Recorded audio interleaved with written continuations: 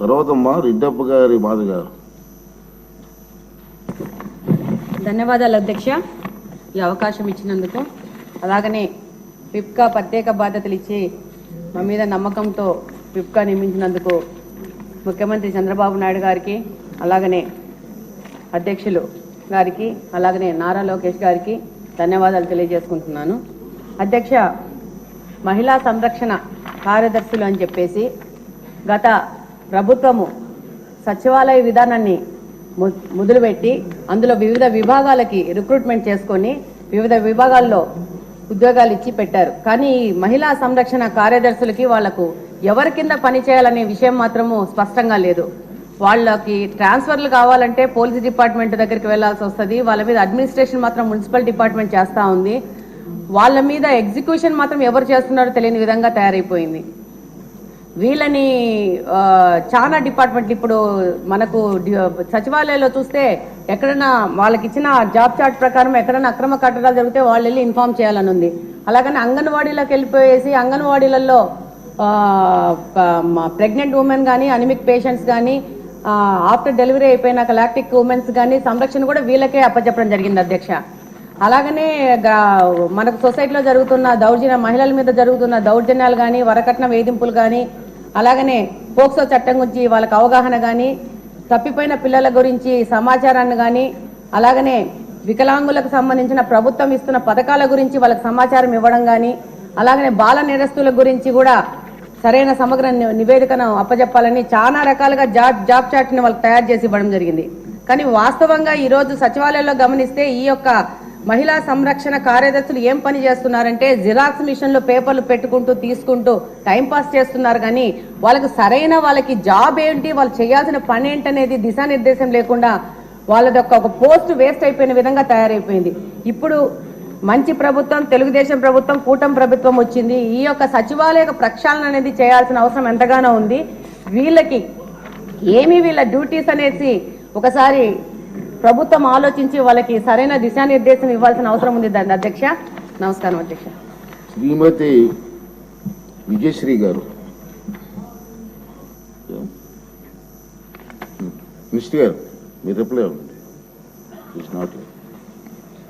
అధ్యక్ష, గౌరవ సభ్యులు రవికుమార్ గారు, చరితారెడ్డి గారు, మాధవిరెడ్డి గారు ఇచ్చిన వాళ్ళు అడిగిన క్వశ్చన్స్కి అధ్యక్ష, ఇక్కడ ఇది ఒక పెద్ద అంటే లాస్ట్ గవర్నమెంట్ అసలు అంటే ఇటువంటి దాన్ని ఏమంటారు యాక్ట్లను కూడా చదువుకోకుండా ఎంత గుడ్డిగా ఇటువంటి జీవోలు ఇష్యూ చేసిందని చెప్పడానికి ఇది ఒక తార్కాణంగా మనం భావించవచ్చు అధ్యక్ష. ఎందుకంటే యాక్చువల్గా వీళ్ళని మహిళా లేదా గ్రామ వార్డు మహిళా సంరక్షణ కార్యదర్శుల కింద ఇందాక సభ్యులు చెప్పినట్టుగా జీవో నెంబర్ MS నెంబర్ 129 ప్రకారం 2019లో వీళ్ళు నియమించడం జరిగింది అధ్యక్ష. ఓవరాల్గా చూస్తే అధ్యక్ష వీళ్ళు 15,000 మంది రిక్రూట్మెంట్ చేస్తే అధ్యక్ష దగ్గర 13,815 మంది ఈరోజు కార్యదర్శుల కింద మహిళా సంరక్షణ కార్యదర్శుల కింద పనిచేసే పరిస్థితి ఉంది అధ్యక్ష. అందులో సుమారుగా 1,189 ఆటోమేటిక్గా ఇంకా ఖాళీలు ఉన్నాయి అధ్యక్ష. అయితే 13,815 మందికి అధ్యక్ష 2021కి వచ్చేసరికి మళ్ళీ జీవో నెంబర్ 60 ప్రకారం చేసుకుని వాళ్ళని ఒక మహిళా రక్షణ కార్యదర్శుల కింద వార్డు లేక గ్రామ మహిళా రక్షణ కార్యదర్శుల కింద మార్చి వాళ్ళకి ఒక సెపరేట్ జాబ్ చార్ట్ ఇచ్చారు అధ్యక్ష. జాబ్ చార్ట్లో కూడా అధ్యక్ష చూస్తే పోలీస్ డిపార్ట్మెంట్ ఇందాక కోన రవికుమార్ గారి సభ్యులు చెప్పినట్టుగా ఒక చీఫ్ సెక్రటరీకి ఎన్ని బాధ్యతలు ఉంటాయి అన్ని బాధ్యతలు కూడా ఒక గ్రామ మహిళా సంరక్షణ కార్యదర్శికి అప్పచెప్పడం అన్నది చూస్తేనే అధ్యక్ష వీళ్ళ తాలూకు అవివేకం అన్నది లాస్ట్ గవర్నమెంట్ తాలూకు అవివేకం అన్నది చాలా క్లియర్గా అర్థమవుతుంది అధ్యక్ష. ఎందుకంటే అధ్యక్ష ఈ రోజు మనం ఇక్కడ చూసుకుంటే అధ్యక్ష పోలీస్ డిపార్ట్మెంట్లో ఒక ఉద్యోగం సాధించాలంటే వాళ్ళు శారీరక దారుఢ్య పరీక్షలు వాళ్ళు నెగ్గాలి, రిటర్న్ టెస్ట్ వాళ్ళు ఎగ్జామ్ పాస్ అవ్వాలి, 9 months ట్రైనింగ్, కఠోరమైన ట్రైనింగ్ ఉంటుంది అధ్యక్ష. కఠోరమైన ట్రైనింగ్ తర్వాతనే ఆ పోలీస్ కానిస్టేబుల్స్ కింద వాళ్ళు అందరూ కూడా బయటకు వచ్చి పోలీస్ డిపార్ట్మెంట్ వర్క్ చేసే పరిస్థితి ఉంటుంది అధ్యక్ష. కానీ వీళ్ళని మహిళా రక్షణ కార్యదర్శి కింద ఏర్పాటు చేసిన తర్వాత కేవలం 2 వారాలు వాళ్ళకి ట్రైనింగ్ ఇచ్చి, ఒకటేమో ఒక వారం పోలీస్ డిపార్ట్మెంట్ వాళ్ళు, ఇంకొక వారం ICDS డిపార్ట్మెంట్ వాళ్ళు ట్రైనింగ్ ఇచ్చి ఓవరాల్గా చెప్పాలంటే వీళ్ళు గ్రామాల మీదకి వదిలేశారు అధ్యక్ష. వాళ్ళు పంపించిన తర్వాత కూడా వాళ్ళకి ఇష్టాలు కూడా గ్రహించకుండా పోలీస్ డ్రెస్ కూడా వాళ్ళకి వేయటానికి ఇంచుమించుగా పోలీస్ యూనిఫామ్ కూడా వాళ్ళకి వేయాలి అని చెప్పి వాళ్ళు రిస్ట్రిక్ట్ చేస్తే వాళ్ళు కూడా దానికి భయపడి బాధపడి చాలా మంది కోర్టులకు వెళ్ళిన సందర్భాలు కూడా ఉన్నాయి అధ్యక్ష. ఈరోజు కోర్టులో దగ్గర 7 రిట్ పిటిషన్లు మహిళా కార్యదర్శికి సంబంధించి ఆ పోలీస్ డ్రెస్ విషయంలోని కానీ వీళ్ళు జాబ్ చార్ట్ ఒక అవగాహన లేకుండా డబ్బులు ఇచ్చుకుని పెట్టుకున్నాడు కదా, ఆ మేధావులందరూ కలిపి ఆ మేధావులందరూ కలిపి ఆల్రెడీ 12,000 మంది వీళ్ళు పనిచేస్తున్నారు కదా, వీళ్ళని మనం పోలీసుల కింద కన్వర్ట్ చేసేస్తే వాటిని తగ్గించి వచ్చని ఒక ఉచిత సలహా పడేశారు అధ్యక్ష. దానికి వెనకాతలు ఒక పోలీస్ డిపార్ట్మెంట్ మీద ఒక అవగాహన, పోలీస్ రిక్రూట్మెంట్ మీద ఒక అవగాహన, వాళ్ళ తాలూకా జాబ్ చార్ట్ మీద ఒక అవగాహన ఉండుంటే ఇలాంటి పని చేసి ఉండేవారు కాదు అధ్యక్ష. ఈ రోజు వీళ్ళ పరిస్థితి ఏమైపోయిందంటే వీళ్ళు వెళ్ళి రిపోర్ట్ చేయాల్సింది గ్రామ సెక్రటరీకి రిపోర్ట్ చేయాలి. వీళ్ళ అడ్మినిస్ట్రేటివ్ పవర్స్ ఎక్కడ ఉంటాయంటే పోలీస్ డిపార్ట్మెంట్ దగ్గర ఉంటాయి. వీళ్ళకి జీతం ఇచ్చేదేమో ఎంపీడీఓ, లీవ్ ఇచ్చేదేమో ఎంపీడీఓ, మళ్ళా తిరిగి ఒకవేళ ట్రాన్స్ఫర్ అవ్వాలంటే డిపార్ట్మెంట్ కలెక్టర్ దగ్గరికి వెళ్ళాలి అధ్యక్ష. అంటే వీళ్ళకి సంబంధించి ఒక అథారిటేటివ్ ఆఫీసర్ ఒకరు కూడా లేక ఇన్ని డిపార్ట్మెంట్స్తో పోనీ పైకి వచ్చిన తర్వాత ఏదైనా పని చేద్దామంటే వీళ్ళు తాలూకా అంటే పైత్యం ఎంత పెరిగిపోయిందంటే లాస్ట్ గవర్నమెంట్కి వీళ్ళ చేతే తక్కువ జీతాలు ఇచ్చి ఎక్కువ పని చేయించుకుందామని క్రైమ్ ఆఫ్ ఎఫెన్స్ దగ్గర కూడా కాపాడడానికి కూడా వీళ్ళు తీసుకెళ్లాలంట. నాన్ బెయిలబుల్ వారెంట్లకు సంబంధించి వీళ్ళు సపోర్ట్ చేయాలంట. అక్కడికి వెళ్ళి మహిళా సంరక్షణ కార్యదర్శుల కింద, మహిళా రక్షణ కార్యదర్శుల కింద అక్కడ ఉన్న అవగాహన కల్పించడం, లేకపోతే ఐసీడీఎస్ సంబంధించి ఏదైనా మిడ్ డే మీల్స్ చూడడం అంతవరకు ఓకే. ఆఖరికి పోలీస్ డిపార్ట్మెంట్కి వాళ్ళ ఇన్వెస్టిగేషన్లోని కూడా వీళ్ళు హెల్ప్ తీసుకొని చేసుకునే పరిస్థితి కనిపించింది. లాస్ట్ గవర్నమెంట్ లో చాలా మంది మాతోనే మొరపెట్టుకున్నారు అధ్యక్ష. మేము ప్రతిపక్షంలో ఉండేటప్పుడు పోరాటాలు చేసేటప్పుడు మాకు సెక్యూరిటీ కింద మమ్మల్ని ఆపడానికి, సెక్యూరిటీ కూడా కాదు మమ్మల్ని ఆపడానికి ఈ మహిళా కానిస్టేబుల్తో పాటు మహిళా పోలీసులు కూడా పంపించేవారు.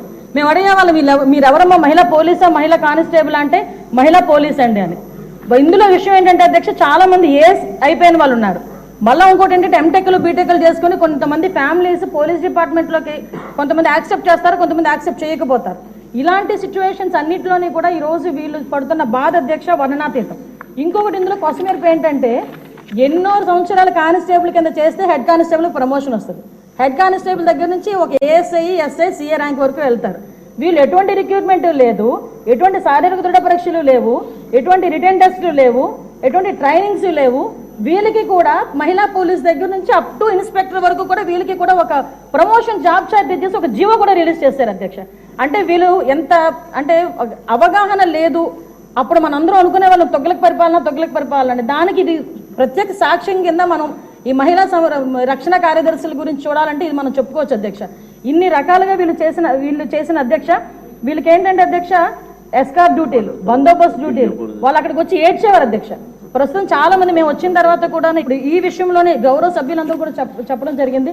వీళ్ళు పోలీస్ డిపార్ట్మెంట్కి సంబంధించిన వాళ్ళ కింద ఉంచాలా, లేకపోతే ఐసీడీఎస్లో మనం పంపించుకోవాలా, వేరే ఎవరికైనా ఏదైనా జాబ్ చార్ట్ ఇచ్చి సపరేట్గా వీళ్ళు ఏదైనా మనం చేయాలా అనేది ఆలోచన చేసుకోవడానికి ఒక సుదీర్ఘమైన చర్చ అయితే జరగాలి అధ్యక్ష. మేము చర్చిస్తాం అధ్యక్ష.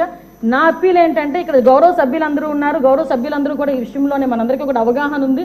ఈ గౌరవ సభ్యులందరూ కూడా ఈ విషయంలో, ఈ మహిళా కార్యదర్శుల విషయంలో మనం ఏం చేస్తే వాళ్ళ సేవలు వినియోగించుకునేటట్టుగా ఉంటుందో గౌరవ సభ్యులు ఎవరైనా లిఖితపూర్వకంగా మాకు సూచనలు సలహాలు ఇచ్చినా దాన్ని బేస్ చేసుకొని అదేవిధంగా మనం డిపార్ట్మెంట్ వాళ్ళతో కూడా చర్చించి దీని మీద నిర్ణయం తీసుకొని యాజ్ ఎర్లీ యాజ్ పాసిబుల్ మహిళా కార్యదర్శులకి వాళ్ళకి ఒక మహిళా సంరక్షణ కార్యదర్శులకి ఒక జాబ్ చార్ట్ ఇస్తామని చెప్పి సభ ద్వారా మీ ద్వారా సభకు తెలియజేసుకుంటున్నాను అధ్యక్ష.